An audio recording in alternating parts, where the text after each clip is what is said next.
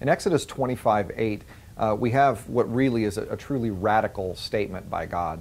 God says, "And have them make me a sanctuary so that I may dwell among them, in accordance with all that I show you concerning the pattern of it, the tabernacle, all its furniture, so you shall make it."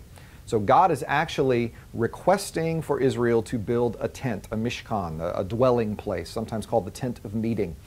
God actually wants to be present with his people. It doesn't really seem radical from our perspective. We think of God as everywhere and with us constantly. But a portable God is radical in ways you couldn't imagine to the ancients. The gods were believed to dwell in locations, certain regions, and sometimes within those regions on certain mountains. You would have holy mountains, and obviously God had a holy mountain, Mount Sinai. But now all of a sudden God says, "I want to go camping with you people, build me a tent." A portable God is remarkable. God's work in this tent is part of his continued creative work. In fact, there's a lot of creation images in the construction of the tabernacle. Yahweh gives 7 speeches to Moses from Exodus 25 to 31. The Spirit of God fills the 2 individuals who work on the tabernacle, just as the Spirit of God moved over the face of the waters. The tabernacle is dedicated on the first day of the year, which was commemorating the first day of creation. And just like in the book of Genesis, you find gold mentioned, cherubim are mentioned, a tree of life is mentioned, the jewels of the high priest are mentioned in the building of the tabernacle as they are in Genesis 3. And even the entrance of the tabernacle is from the east, which echoes, of course, the Garden of Eden.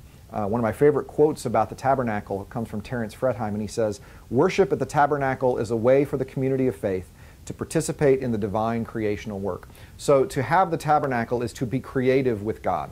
The tabernacle was God's idea, it was God's initiative, it was God's design. This portable tent, temple with a courtyard was something that was allowed God to be present among his people. Had the Ark of the Covenant, of course, which has the box that contains the covenant commandments.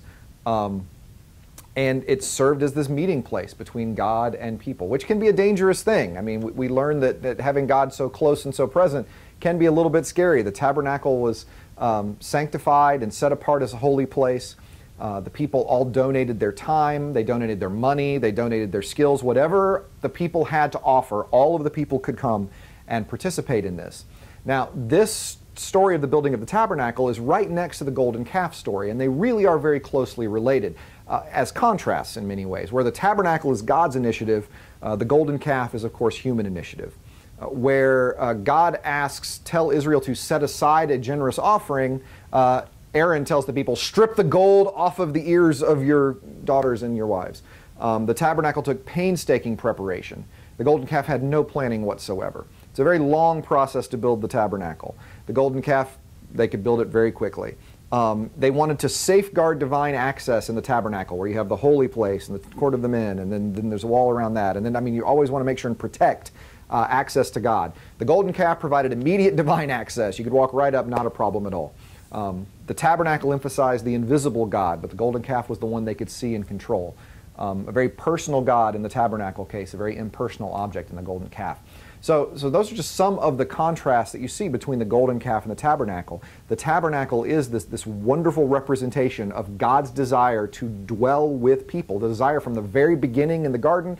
We see that as the ultimate goal in Revelation, and yet one more manifestation of a God who desires to have his abode with his people.